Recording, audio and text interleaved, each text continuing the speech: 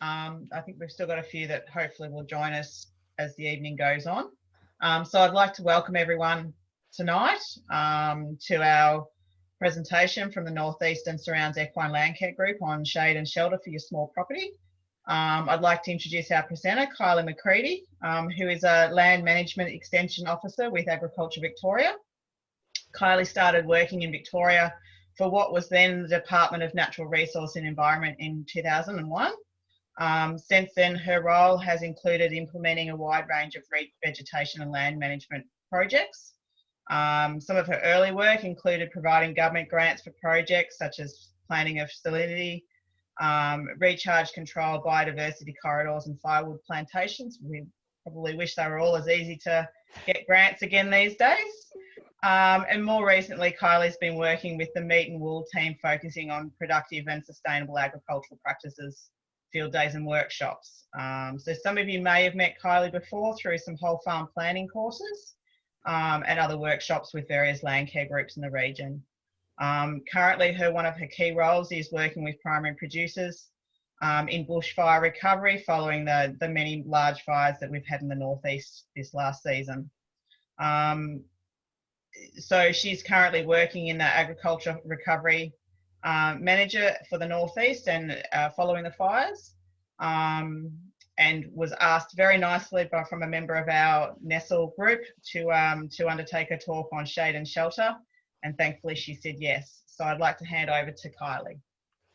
Thanks, Alandi, and thanks for everybody for joining us tonight. And I know this is something that we're all starting to get used to doing these online presentations, but I must say even 6 months into it, I would still prefer to be standing up in front of you in a hall or out in a paddock. So just bear with me if I go a little vague, because I'm staring at a camera and a screen and I'm not getting into any interaction from you.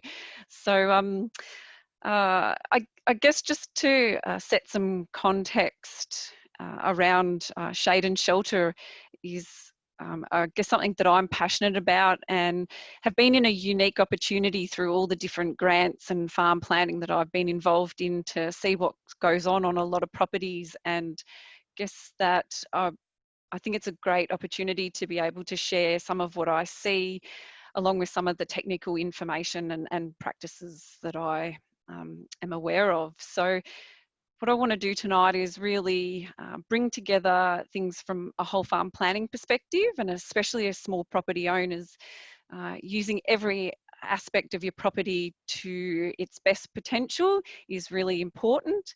And some of the principles and information I'll share will apply no matter what the size of your property is. But I've put a few photos here just to start the night, and one of those is really something that prompted me to get into shade and shelter, and that was what is the future of our shade and shelter.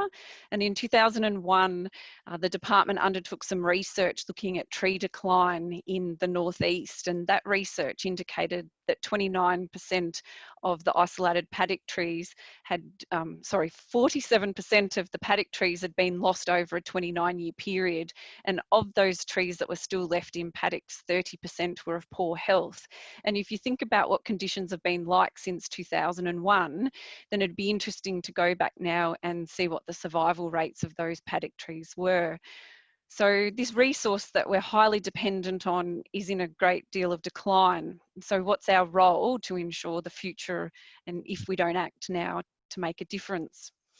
The other part is, it's not just about the extreme conditions that we face in Australia. It's not about the cold or the hot alone, but some of the most significant impacts that we have on our livestock or our horses or our other animals are actually when the temperature fluctuates from within a day. And so even just those single day events where we might get a cold snap will actually have quite a significant impact on animal health. So we need to be ready for those conditions all the time. And I guess the last two photos here to really set the scene is something that I captured at a zoo where they have rhinoceros and the shade, and I figure if they can come up with something to protect the trees, then the animals that we deal with in our paddocks are potentially a little less impact on those trees and their survival. So that's just to plant that thought if you think your animals are impacting on your tree survival. So I guess I could spend the whole night actually presenting to you on the benefits of shade and shelter. And through the 80s and 90s, there was lots of work done, lots of individual bits of research. And if you, I guess, think about what motivates you yourself to be able to provide that shade and shelter, there's lots of reasons, but I guess really early on it's important to think about that holistically, and anything that you're planning to do or want to achieve, then you really need to think about those multiple benefits early on.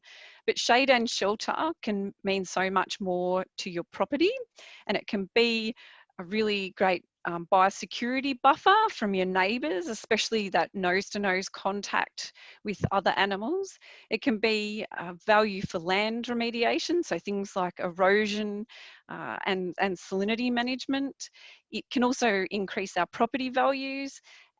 Things like buffering of dams. Never plant on a dam bank, but in that surrounding area, research out of Western Australia shows a 20 to 30% reduction in evaporation in dams. And if you think about our climate change and our changing patterns in collecting water, our area has a loss of evaporation of about 1 metre of water a year. So any reduction in that can be important.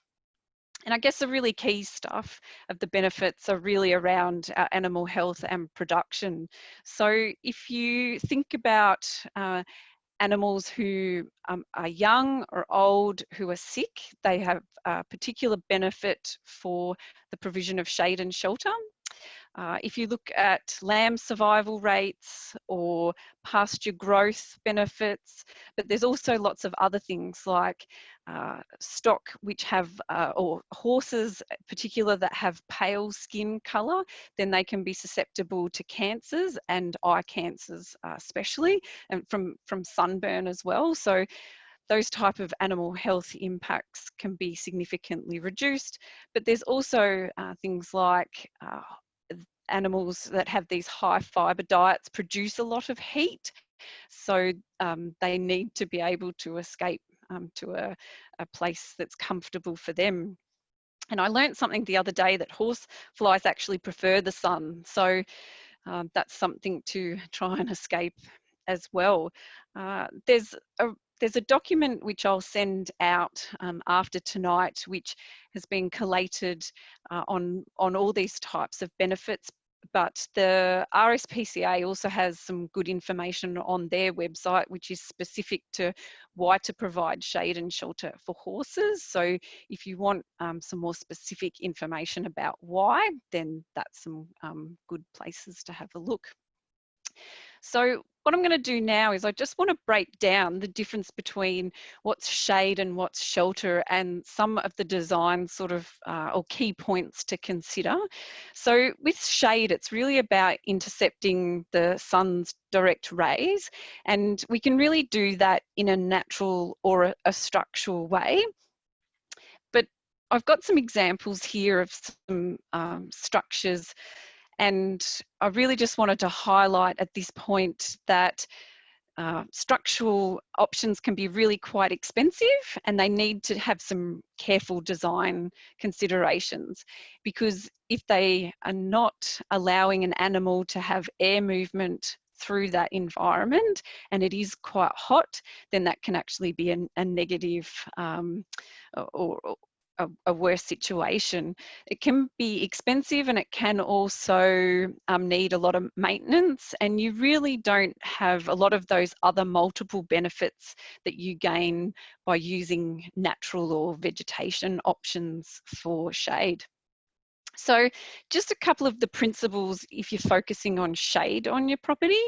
And I've sort of got here to think about your orientation, but it's actually more about thinking about where the area of shade is on your property late in the afternoon. And especially on a small property, you don't want to be putting shade areas necessarily along boundaries where your neighbour is actually going to be the one that gains the shade and not you. So it's really just taking that time and looking at orientation as important, but where that is. And principles for shade is really around clumps and isolated paddock trees. They can be really great options for shade. But it's really important to fence beyond the root zone and protect trees from compaction and manure. Horses like to stamp around and move, and that compaction, along with stock camps and being under those trees, especially for natives, is not something that they like and impacts their long-term survival. Feed and drinking water should be placed away from trees to reduce some of these nutrients. And also it's really important for shade to allow that airflow to occur in that environment. So this in comparison is looking at what is shelter, and it's really that barrier designed to reduce wind speed. And it's really some of those characteristic pictures that we see of trees and shrubs creating a diversion of that wind. It's not about providing a wall of protection, it's really about reducing the wind speed, and this can greatly impact the temperature that an animal will be exposed to, but also pastures and crops that are in those surrounding areas. And I want to show you some options, because a lot of the design information is around tree belts, and that's not always practical, especially when you're on a small property. You don't have to have tree belts to have options for shelter. And I will show you some photos later on of lots of different shade and shelter options. But just at this point, I'll just show you that there is an opportunity to reduce that wind speed without having to provide, you know, a large area of and line of trees. And so sometimes if you look to England for their hedgerows and things like that, they're actually quite a valid way to reduce wind speed. Things like phalaris are great for those of you who might have lambs and things like that, or even just low shrubs. It doesn't always have to be a tree belt. So just some of the principles for shelter, and if you're looking into this design a lot more, and some of the fact sheets that I can send through talk about looking at the long-term height that you want to create in your shelter belt and looking at the length of that, and that relates to creating turbulence at the end of rows of trees. So just that's something to look into if you are planting long corridors of trees. Even density from the ground to the top with shrubs and trees. And if you look to some of our natural vegetation, it can mimic this quite well. Shelter ideally will have multiple rows so that it reduces that speed of wind through the different levels. And consider a repetitive pattern. So it might be that you have multiple options of shelter across a property to reduce that wind speed, and have a mixture of the different types of vegetation, but most importantly be practical and used by stock.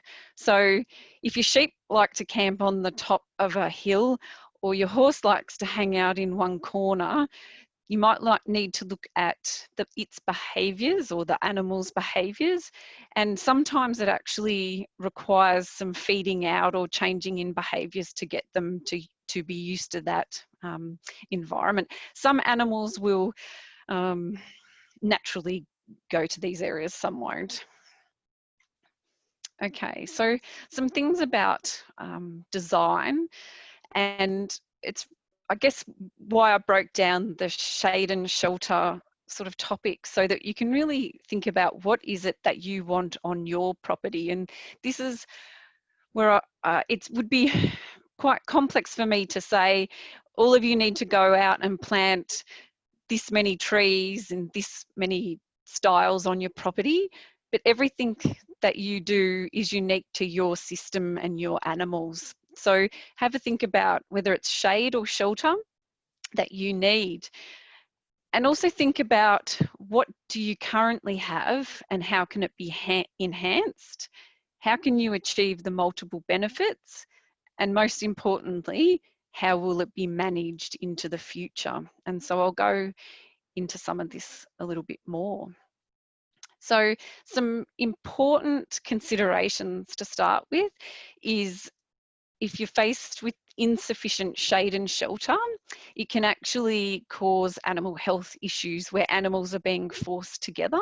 And so sometimes that can be worse than having no shade at all. So just have a think about what you have and how you use it and how many animals are in one paddock at a time.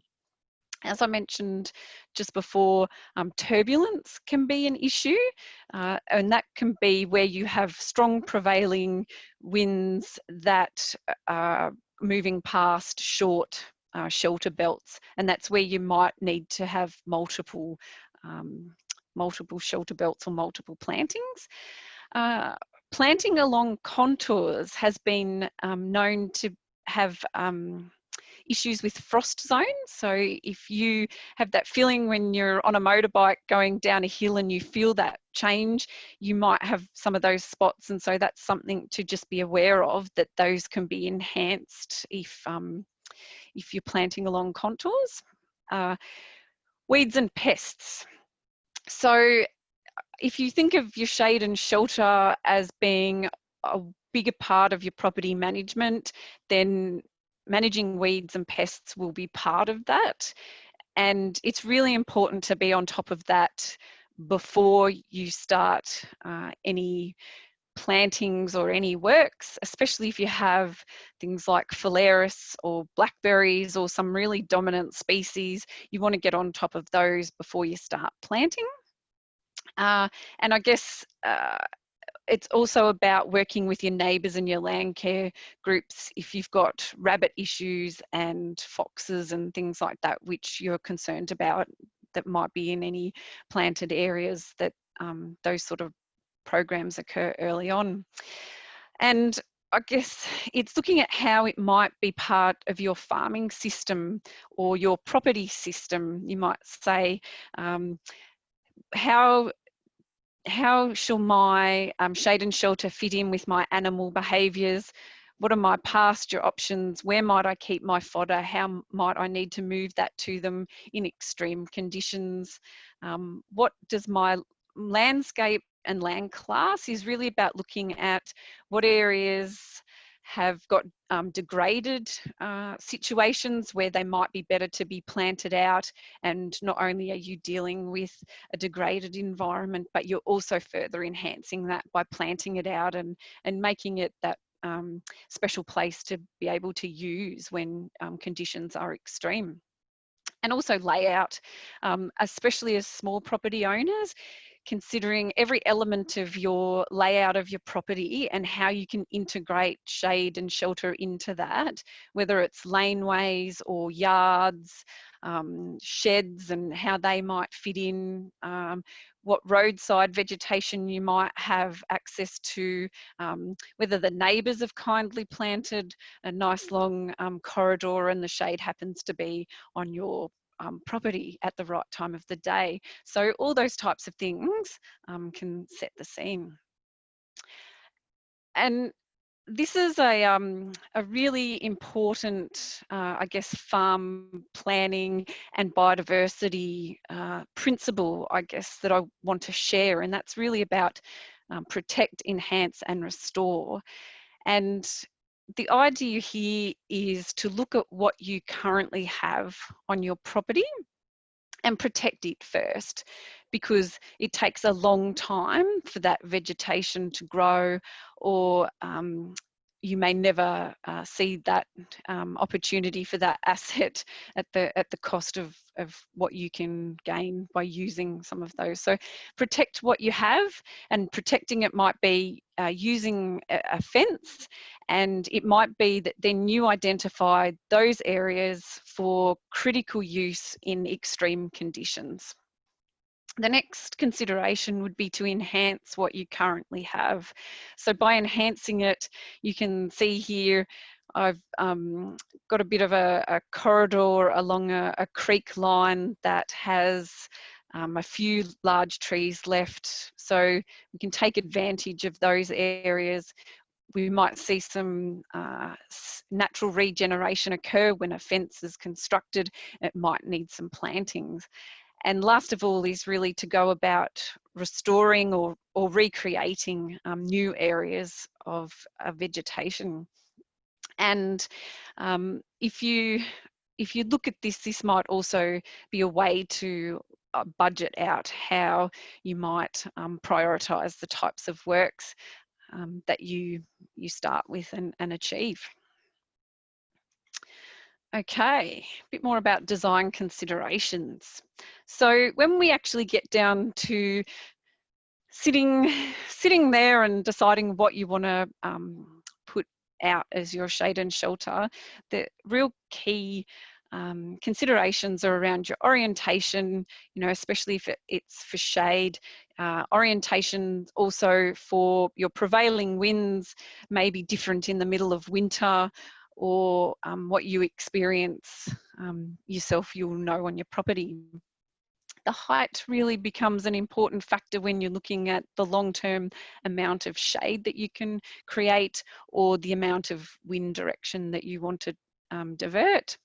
Length is really something that is important to consider to avoid some of that turbulence, but it's also it comes down to how much property you have, and really how you can create those areas that might also be biodiversity corridors. Density is important if you want to retain pasture cover underneath an area that's planted. Then that helps you look at using an area not only as a sort of closed up area, but somewhere you might be able to allow an animal to access or to be able to graze and manage. And it also is an important factor when you're looking at how much shelter you need. And the number of rows can really reflect this as well. So I always say it's really important to consider what vehicles you might want to get into an area or not. So number of rows might be one row. Spacings between your plants depends on what you're growing and what you want to look at. Establishment methods. So I put this one in here because planting can be expensive, and there's lots of options of looking at natural regeneration or direct seeding, and it's not necessarily something that's used a lot because it takes away the control that we have on the final product. And I think that's really hard on a small property, and I think that's where I guess it becomes a lot back to the landholder in the time and the effort you have to put in to get what you want, because you don't have a lot of area to be sort of seeing what happens. And continuity and repetitiveness can be important as well to make sure you provide cover across your property. But I guess the big question is really about the species composition. And this is the most complex in the sense that I can't provide the, you know, conclusive list of the best thing to grow, but I can certainly set the scene for the things that you can start with. So ecological vegetation class, it's at the top of the list for a number of reasons. And that's because if you look to our landscape and the way to achieve multiple benefits for our biodiversity and our landscape, probably the most likely species to survive and for the long term would be to look at planting by ecological vegetation class. And I have another slide which will go into detail a little bit more about that. Next is native Australian species, but maybe not ones that are local to this area. Fodder species, also an option. Introduced species, deciduous species, and I say deciduous species have traditionally not been, and introduced species equally have not been part of my expertise or role in a lot of what I was doing.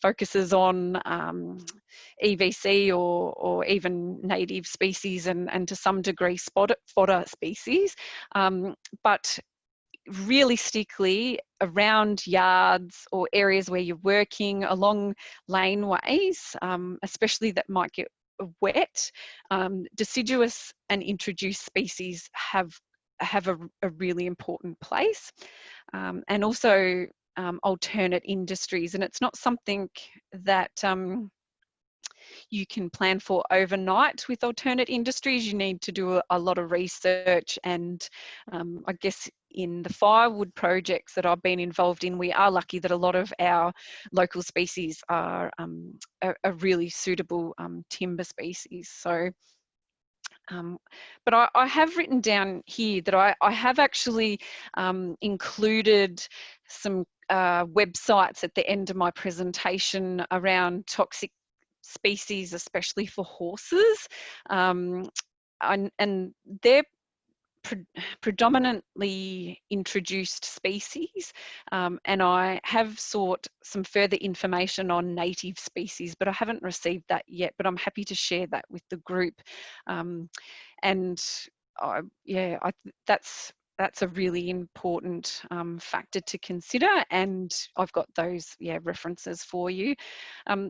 There's also some other lists that I have that capture growth form of trees, and that's actually part of the Goulburn Broken Revegetation Guide, and they've got some really good summary of reasonably local species that have good canopy form of native trees. The other thing to really watch out for is prickles and spikes, and there's some really great local understory species that are great for birds and great for biodiversity and shelter, but I don't highly recommend them if you've got the potential for your animals to be impacted by those, and especially if you have sheep, you do not want them near those. So just be taking a close look at any of those species lists. Weeds, a weed is anything that is in the wrong place, and so just some careful consideration of some things that may become weeds, and really the composition has a big influence on that multiple benefits. So just quickly, the planting by ecological vegetation class, you can actually, this is a northeast list. There's also information on the Goulburn Broken website, and if you're outside those areas, I'm happy to help you track down your list. But this is just an example of the Corryong Narrial native plant lists, and they have cross sections, and you can match the places where you are in the landscape and your catchment, and they will provide you with a recommended species list, and that's based on mapping of our vegetation classes from 1750 and what we see today. And so that's I guess a really good place to start if you're not quite sure what native species you might like to plant. So just some things about implementation. If you're fencing out areas, always include a gate, because you can be sure that whether it's your animals or the neighbours, they will end up in a fenced area and the next day. So always include a gate.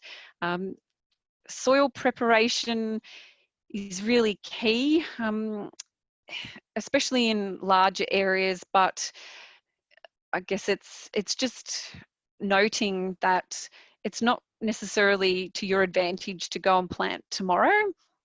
Really, it's a important thing to look at what preparation and weed control and pest control you might need to start in early in the year, in February, and be planning that through so that you might be planting in autumn or winter or spring into the following year. So get the weed control right, get the soil preparation right, and I think that's where Landcare groups can be really important, where you might need to access equipment or build relationships with neighbours and things to be able to get that skill set right if you don't have a background in those type of things. And if you really want to think through your species, think about what you want and order those, and place an order with a nursery and do it early so that they can grow what you want, not you go to them and see what they have. And then they can also be looking at sourcing seeds and things like that in your area. And to guard or not to guard. So this comes down to an individual decision, and if it's large scale plantings, then the cost might become quite restrictive. On a smaller scale, where you can guard, then it may be worth it. It's really an individual thing, but I will say that some of the other Landcare groups that I've been working with, such as the Gecko Clan, have been looking into different tree guard options for isolated paddock trees, and so they would be a good group to sort of check out their website and their field days and see where that project's up to, because especially for small property owners, looking at those options are great. All right, so what can be shade and shelter? And so what I'm going to do is just run through a series of photos and some information that I have on getting you to think outside that straight corridor and think about what can work best on your property. And I'm going to show you some examples through a series of photos. And I'll be able to share this presentation with you to go back and have a look at later on. And I guess also I just wanted to touch on the fact that shade and shelter really can be trees, shrubs, grasses, or artificial methods. What's the best combination for you? So I've just put here some blocks of vegetation, and really this is some examples of some firewood plantations, but also just planting that idea of some spaced out trees that still have pasture growing between them, and could be used even on a smaller scale to allow animals to move within when there's times of extreme conditions. Clumps and corners. And look, I really think this is one of the ones that's great for smaller property owners, and it's where you can take advantage of a corner and plant that out, and then animals can move to the area where they need to, whether it's for shade or for shelter in different conditions. But I've also seen some really good examples of small clumps of trees planted out in the middle of paddocks, and early on they can be fenced. And I guess this is one of my key principles, is about leaving areas fenced and only using them to put animals into in times of extreme need. Or when they grow and they're more mature, then some of that fencing can be removed and animals can move around. But yeah, it doesn't have to be on the edges of paddocks. I think this example of clumps can work through a paddock. Corridors. So this is, I guess, the classic, but I've included this picture because the photo really down the bottom demonstrates an area where the landholder didn't feel that the corridor was wide enough. And often we see areas that need to be enhanced or improved. And there might be old remnant trees and things like that. But this just shows that those sorts of sites can be built on even after time. And so there might be something on your property that you think you could build onto. Okay, individual trees. So this is, there's been whole projects around protecting individual paddock trees. And the value of these in our landscape from a biodiversity perspective is huge, along with the value of them for shade. Now, trees are a bit like people. And I've been working from home for 6 months and I'm feeling a little isolated from human interaction. And so trees can be a little like that. They don't necessarily like to be alone out in a paddock. And so while I would definitely say, let's protect these individual trees, planting individual trees is actually a great risk. And that is because if you lose those 2 or 3 years down the track, you're set back quite a lot. So I guess I'd say if you've got the space, consider just a few more trees than just planting individuals. But if you have individual trees, then consider protecting them and encouraging some regeneration around those. And there's some fencing options that you can consider so that animals don't camp underneath them, but yet they can still use the shade by considering the orientation. And it might be getting out in the paddock and marking some spots out on the ground and looking at where that shade is late in the afternoon in summer and looking at how you can fence some of those areas. And the picture down the bottom shows examples of some regeneration that's occurred using electric fencing, the photo on the bottom right. So sometimes we don't need to use a lot of expensive fencing. We can encourage some regen using electric fencing. And here's just some more options that I was just sharing. Try not to put the posts too close to the poor tree, or remember to go back and modify these options if you plant close. And I guess that's an important factor to consider as a small property owner. You take on a greater responsibility to ensure the survival and care of these trees, and it might be that they require a bit more pruning and a bit more mulching and things like that to ensure that you achieve the success that you really want to for the area, because it's more important in a smaller area to be achieving that. If you've got a lot of space and a few corridors, you can get away with a bit of loss of trees. But when you're doing it like this, it's about taking the time to get it to work. So hilltops, an area that in northeast Victoria can contribute to groundwater recharge and be also of low productivity. So and also of great biodiversity value when there's corridors and things like that. We have paddocks, and I've got here some pictures that actually show some grasses that are used for improving lamb survival, just to reinforce that sometimes it's not about having a big tree corridor, but also just to highlight this sort of paddock scale, but maybe set the example where you can see individual like lines of trees and how even not the full length of the paddock, some smaller areas of using that could be quite successful and still allowing for good ground cover underneath. And this just gives you some different perspectives along that line as well.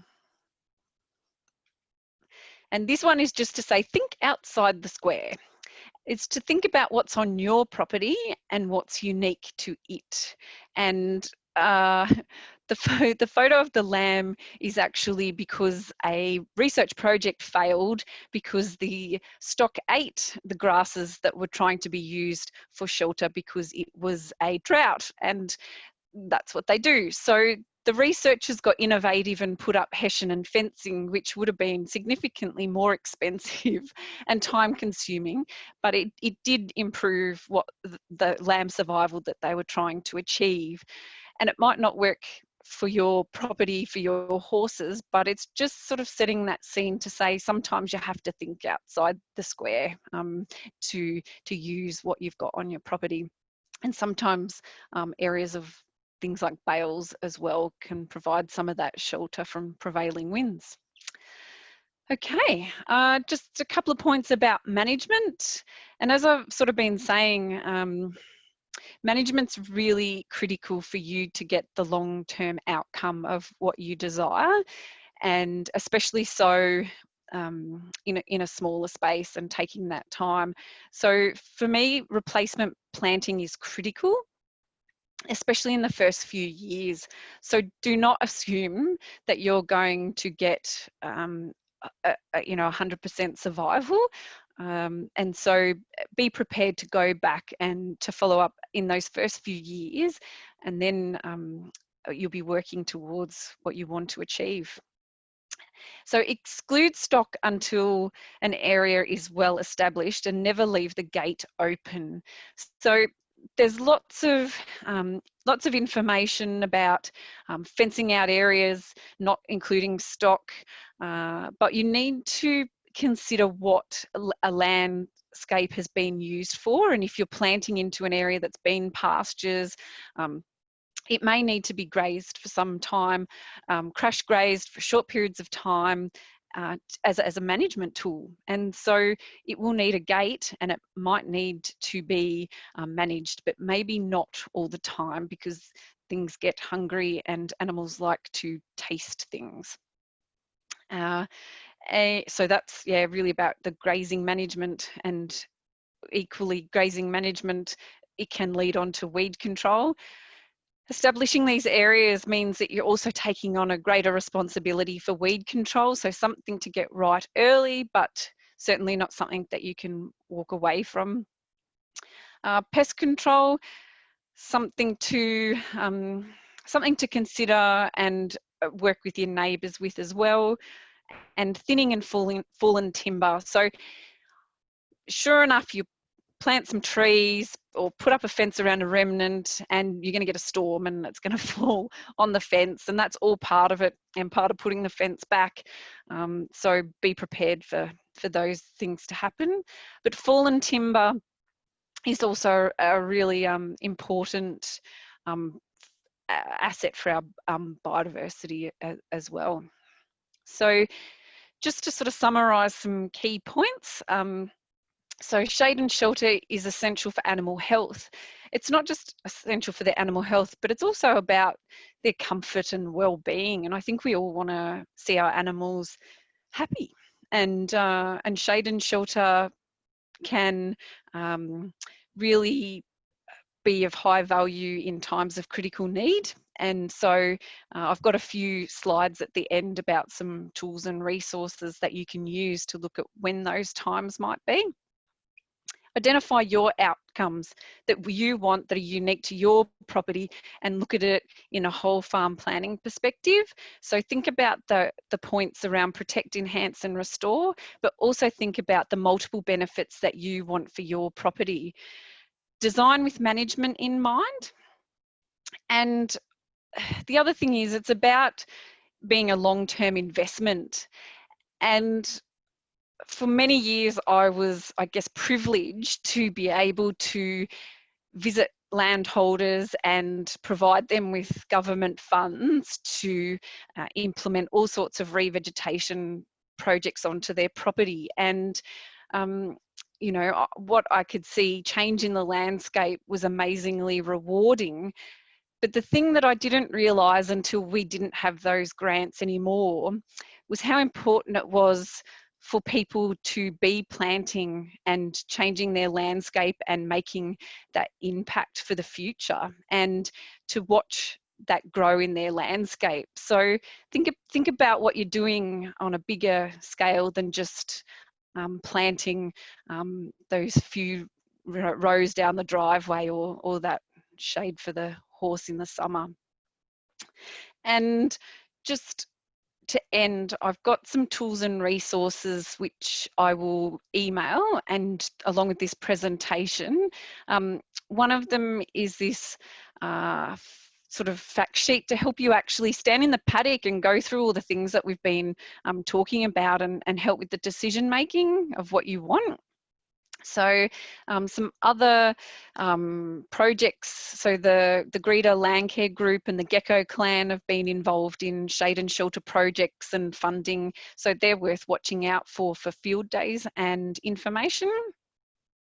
The websites for species toxic for horses, and also strangely Wikipedia actually has a very good list, which was interesting, and I will share this, so don't worry if I'm about to remove it from your screen. And climate tools. We are living in a world where climate is part of what we do every day, and understanding the extremes is what I've said a few times. And so how do we know when they're coming? So the Bureau has some really good information on agriculture type specific information. So there's lots of apps, and I put this here because there's lots of information out there. But there's some specific sort of more agriculture focused information, such as Cool Cows, and these have a little bit more specific information, and you sort of might go, oh, I've got horses, not cows, but actually they set some really good messages and standards about how much shade you should have for your animals. So sometimes this is thinking outside the square. But one of the really useful information tools is actually put together by some of my colleagues, and these guys actually make climate information and climate change something that even I can understand and absorb. And they put out some great newsletters and little video clips about what our seasonal outlooks and things like that are. So they also give you some great tools. So that's me, Alandi. All right, thank you, Kylie. Now, what we might do is, if we've got some questions, if we can use the Q&A section to potentially put those up, and we'll then talk about those. Sure. So one of the questions that's come in, Kylie, is what about shelter belts that might be less susceptible to bushfires? Many even provide protection. Certainly. Yeah, it's almost a whole workshop on itself. So there's a really good resource that was put out, and I think it was by DELP and some CMAs and water authorities, about design of tree plantings for fire and breaking down some of the myths. So I can, what I'll do, I'll share, I'll try and share that link. So that's sort of a general document that people could read. I guess I'll say there's some species that are a higher contributor to fire. So things that have ribbon bark and things like that move quite easily. So it's about avoiding some of those species. And the other thing is, the real significant thing is that where a fire is moving through a landscape, a tree belt will slow the wind speed and can slow the speed of fire. The complexity is every fire is different, every environmental condition and pattern of what you see can be different. And so I guess what I've learned is that we can plant and definitely seen some really great examples of tree belts that have slowed fires, and firewood plantations, strangely enough, that where you actually track the fire after that, it's quite significantly different. But still, things can, in absolute extreme conditions, it's beyond our control. So yeah, that's so I do believe that one of the other really good spots to look is that the CFA has a vegetation planning tool on their website that I've seen in the past as well. So don't know if that Yep, no, helps a there's bit. certainly some good information out there, and we can certainly add some links to the information that we circulate Yep, after definitely add those documents. the participants. So I guess one question I've got is, if we're sort of looking to establish some isolated trees and that in our paddocks, what sort of distances should we be trying to keep around those trees to actually enable them to get going so that they're not impacted by the compaction? Yeah, certainly. So if you look to the longer term growth pattern, it's actually under the canopy zone, or especially of native trees. Is anything under that becomes prone to compaction and nutrient input. So look at the overall space, but I guess it's not about putting a single, half-metre tree guard around a tree. It can actually be quite a bit bigger than that. So yeah, a bit challenging to have an individual trees and guard them, but I've seen a lot of success in the ones that are, half-metre round. But it's whether they're going to have the long-term impact, and it comes down to how many of those trees are in a paddock and how big is your paddock. Hi, it's Marie Meadows here. Yes. Can I just elaborate on some of that? We're at Greta West, and we've had a fair bit of shade and shelter work done here previously to when we came here, and we've expanded on that since we've been here in the last couple of years. And can I just prompt anyone who isn't a member of their local Landcare group to get on board with it? We've had funding to do planting here.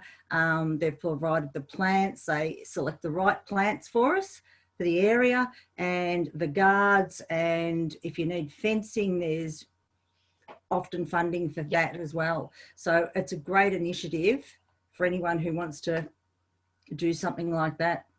Yeah, and I don't think it's waiting for it to hear from the group. I think anybody who's listening should get in touch with a group and sort of say, look, this is what I'm thinking of doing, because staff like a Landy hear from a number of people, and so then they hear about these opportunities, and really then they can say, oh, actually I've already got a list of 10 people, so I can put in an application. But I guess waiting for it to happen these days is a bit harder. There used to be a lot around, and so yeah, definitely. And I think you can be a land carer without being a member of a Landcare group, but I think the value is being able to access those grants and support, but also if you're a small property owner and you might be an accountant by the week and you don't have equipment or the time or the expertise, then there's so many land carers who are so willing to share that information and passion, and groups own equipment. So I think that there's a lot of value for those reasons too. Yeah, look, and I'll just comment on that certainly if you're interested in getting involved with Landcare, not just even necessarily the Nestle group, but are not sure where to start, contact Nestle, and we have facilitator support through that as well that can then help you put you in contact with your local Landcare group. And then again, if there's enough interest within, I guess, the equine community within our region, there is opportunities that Nestle can pursue those grants and help people undertake some of that activities in partnership with some of our local Landcare groups as well. Yeah, and I think I sort of mentioned a few times to say, think about your farm from a whole farm perspective, and you know, if you print your property on Google Map, or you get out a ruler and some pencils and draw in what you're thinking, then I know I'm very visual, but by doing that, it then allows you to think through what you want to achieve, and then it's sort of a bit easier to go to a landy or someone and say, hey, this is what I'm thinking. All right, thanks. We've just got another question coming, Kylie. It just asked is, where is the cheapest place to buy these plants? Cheapest place. The more you buy, the cheaper they get usually. Look, I can't actually tell you that, but I can say if you look up your local suppliers, then that's you know, nurseries and suppliers around the area, then they're for the suitable for the conditions. So that's probably the key thing to do. And I guess the other thing is, you'll often think buy advanced and it'll grow faster and better, but sometimes that's not the case. It might look better in the first 12 months, but sometimes planting small and even replacing that would have a better benefit than, you know, buying large and spending lots to start with. All right, so I might comment on that as well. We've got some nurseries in the area that certainly provide some good quality, both native and non-native species. So what I might do is include a list of those nurseries and stuff in the information that we send out following the presentation tonight to participants. And it also, one thing to consider, I guess, and this has been something we have been discussing through some paddock tree projects that other Landcare groups are running, is that if you potentially source your plants from a number of different nurseries, so that you can then potentially get plants that are a little bit adapted to slightly different climates to our own, might help with climate change adaptation and ensuring that you've got species that can cope with slightly hotter or drier temperatures than what we probably have currently in the northeast. So using a mix of species from potentially a number of nurseries, and yeah, prices do vary according to the quantities, and sometimes buying through your Landcare group can be an advantage too, because they are able to source plants at a lower cost than what a private landholder can, because they're sometimes buying a lot larger quantities. Yeah, totally. Does anyone else have any other questions? We're a quiet lot out there tonight. It's nice to be talking to people without our masks on, though, isn't it? It is. It's quite unique to be sitting at home delivering something that I'm so much more used to standing in a hall, or following up something like this. We'd normally go out and have a look at a property and talk about what's working on someone's farm or not. So this is quite strange, but it is nice to be talking to so many people without a mask on, and that lovely. Too bad I can't see everybody's face, but yeah. So it certainly is. Now we've just got another question just come in. It's just Jenny has asked if she'd like to plant some trees, and is it too late in the season? Ooh, $1,000,000 question. I was actually talking to another land carer yesterday, and they said they were going to plant quite a few plants out in this couple of days, and they said they would never normally recommend that, but it seems this year is quite different, and especially if we're in for the wet spring that's predicted. So you might get away with something this year that you might not normally, but generally in my own experience, I would be saying that we're more and more likely to be planting in autumn now, or by August, I guess, is the sense that most planting goes on, and then that allows it to be occurring when there's good soil moisture, warm soil temperatures, and a good chance for growth. Planting now could be higher risk if we don't get follow-up rain. Do you think of that, Alandi? Does that sound about right for what you're seeing? Yeah, so this year has certainly been an exceptional year for tree planting. And we've certainly got some that are still putting shrubs in or plants in late at the moment. But it is one of those things that if you do put them in late now, you really do need to look after them very well over the summer months, and they certainly may require some watering during that time. Yeah. So just another question here. Is it worth adding some non-deciduous European trees that are more fire tolerant? It can be, but I guess it depends on the situation of where they're being planted. So